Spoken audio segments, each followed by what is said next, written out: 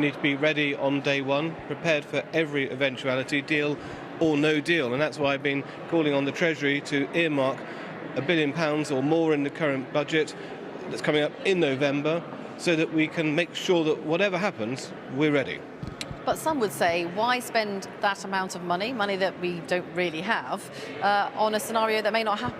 Well, I think there are three key reasons. The first is you get house insurance before you're burgled. It's just good practice to make sure that we're prepared for every eventuality in case there's a problem at the last moment, which there could be. It's detailed negotiation. Secondly, you'll get a better deal if the other side know you can walk away from the table. If you can walk away from the table if you need to, then the price goes down and the terms get better. And the third reason is this is what I call no regrets spending. You know, we've got a customs system which is ancient and creaking, it needs to be improved.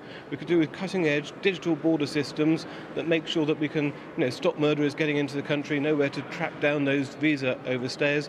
And we all know about the problems of the roads to the channel ports. Why shouldn't we have resilient roads so we don't have these problems of Operation Stack year in, year out? So you think that actually that new technology, those changes should be brought in, even if we end up with a very, very, free tariff trading arrangement with the EU?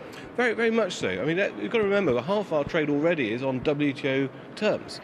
So we ought to be having the very best customs systems, like in Singapore, where they clear in just seconds. In Australia, they have incredibly good digital borders. We should think of having those things as well, because they make our borders much safer, stronger, and more secure. But there is a question of, even if you did get that money, even if the Chancellor does decide to do that, how quickly can that whole new system be set up? We've heard so many stories about computers and new systems, IT systems, particularly with the Home Office, that just simply haven't worked.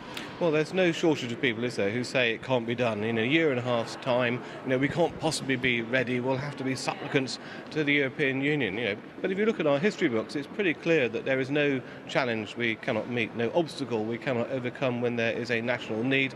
I believe in the future, the British people, and our best days are yet to come, and we can do this. And just very briefly, do you think, like David Davis seems to, and has been confident, sounding confident about that a trade deal is still very much within the grasp of the British and EU government? It's in everyone's interest to find a way forward to come to a good agreement. It's in Europe's interest as well. They would suffer most if they didn't have the finances of the City of London that are provided so well. They would suffer most because they have a trade surplus with us in goods to the tune of £100 billion. Tariffs would hit European exporters to Britain twice as hard as the other way around, and of course they want our money for the Brexit divorce bill. So I think that in this we can find a positive settlement and a really good way forward. Okay, Charlie Elphicke, thank you very much indeed.